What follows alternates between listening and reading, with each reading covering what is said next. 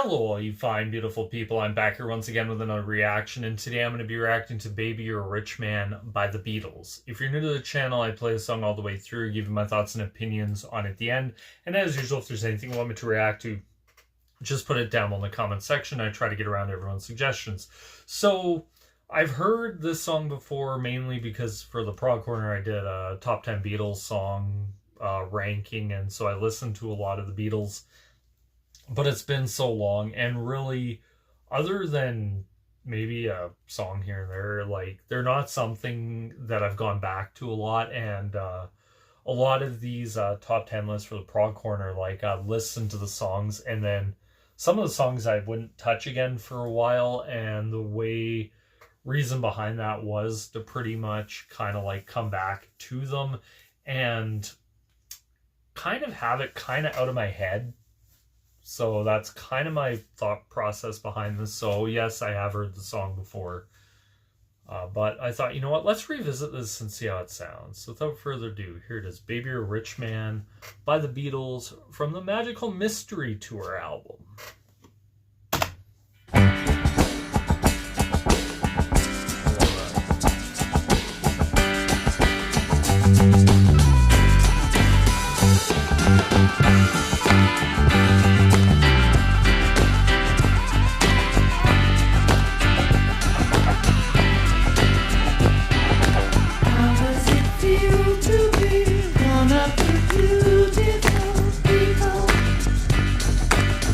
That you know who you are.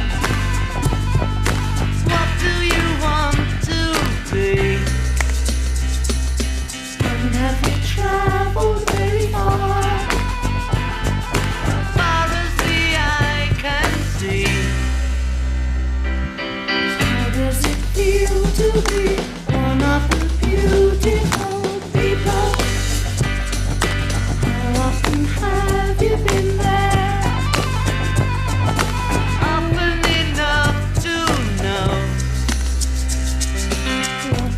See when you're there,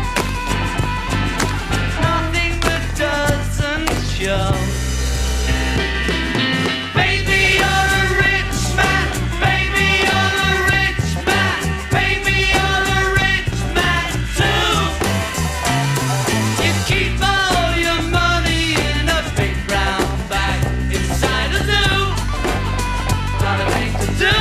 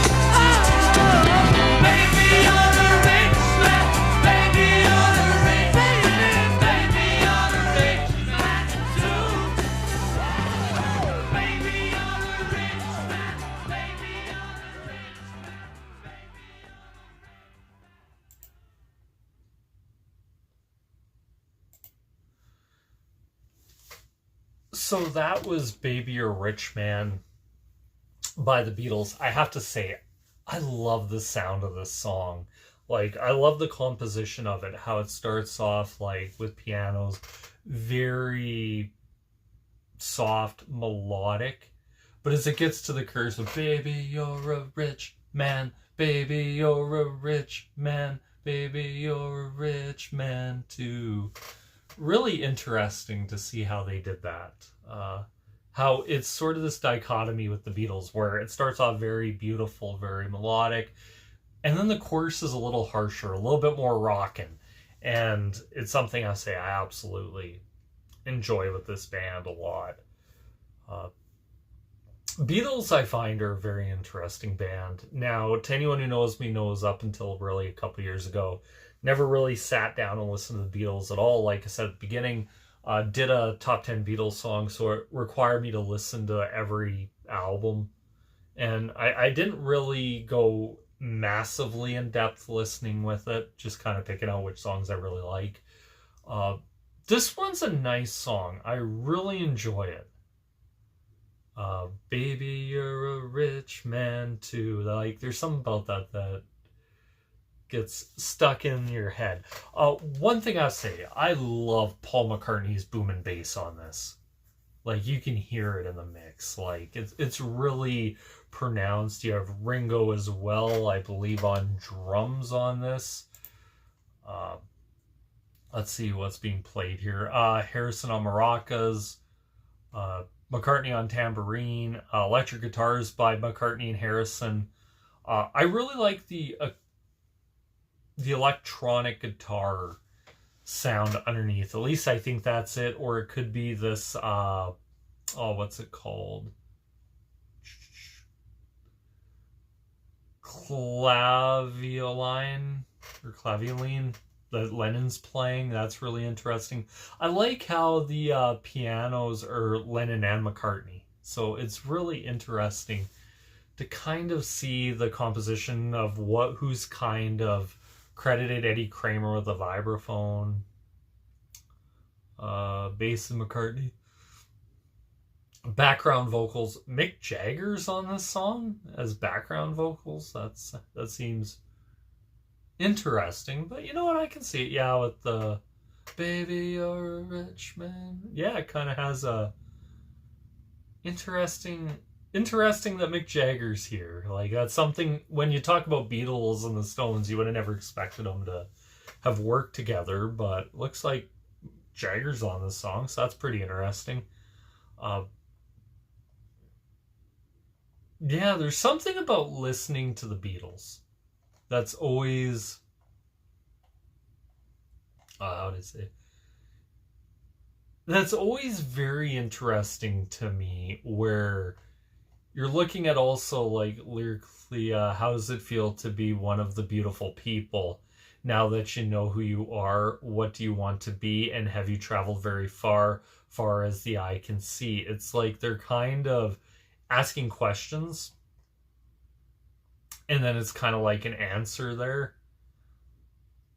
Verse 2, how does it feel to be one of the beautiful people? How often have you been there? Often enough to know. What did you see when you were there? Nothing that doesn't show. I really like this baby you're a rich man thing, but you keep all your money in a big brown bag inside a zoo. What a thing to do. And I like how it's like verse 3, it goes, how does it feel to be one of the beautiful people? Tuned to a natural E, happy to be that way now that you found another key. What are you going to play?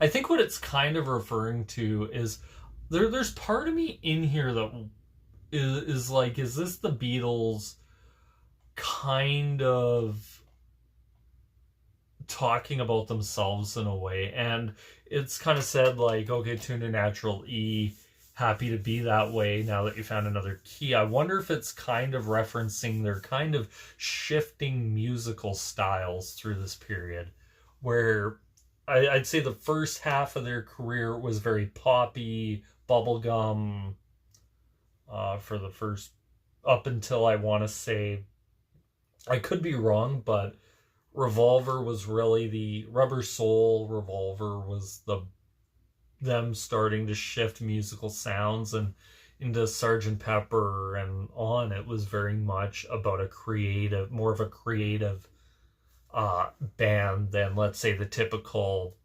rock stuff that I think they were known for earlier in their career. And to hear this, and to hear, like, one thing I'll give the Beatles is an absolutely gorgeous melodies. I can see why their songs have stood the test of time, why a lot of their songs have, is because there is a lot of gorgeous melodies, but there also is some very interesting orchestration in there. And another part of the band I think that doesn't get enough credit is Ringo as a drummer. Like, his drumming style on a lot of this Beatles stuff is in a way very unique, very different, in where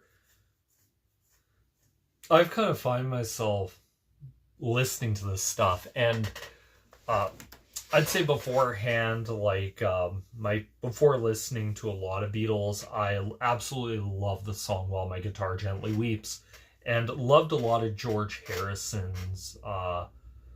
Seeing like this song performed live with George Harrison, Eric Clapton, and really interesting. And I always found that to be like one of my favorite songs. And I listened to the White Album. I listened to Sgt. Pepper.